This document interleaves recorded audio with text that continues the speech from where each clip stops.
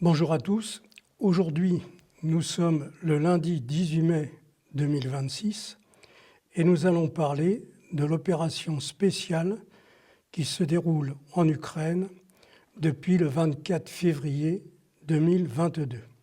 L'Ukraine est le seul pays d'Europe dont la population a diminué entre 1990 et 2020.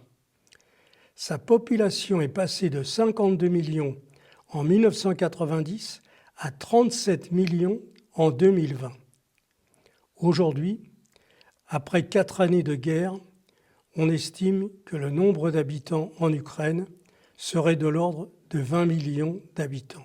Vladimir Poutine a, en 2022, cherché à gagner du temps afin de produire suffisamment de missiles et de matériel militaire pour affronter les États-Unis.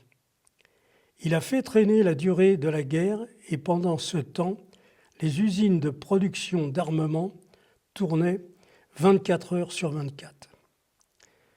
Maintenant, cette situation devient difficile à gérer en Russie, où les dirigeants politiques et la population demandent à ce que cette guerre se termine.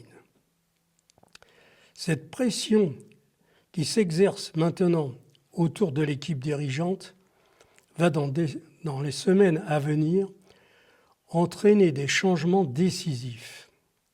Bien que l'armée ukrainienne n'est plus en mesure de reprendre le territoire perdu depuis 4 années de guerre, les Anglais, les Allemands continuent à fournir du matériel sophistiqué pour réaliser des destructions à l'intérieur de la Russie.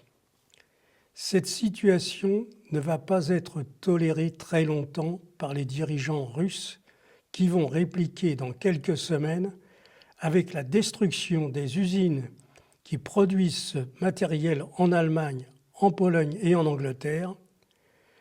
En Ukraine, nous arrivons maintenant à un tournant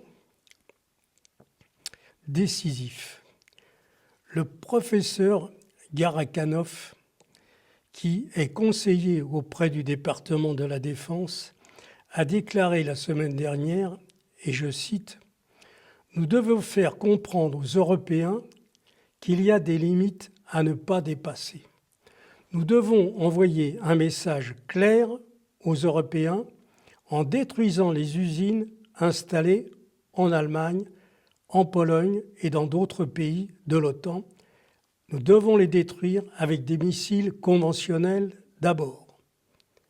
Puis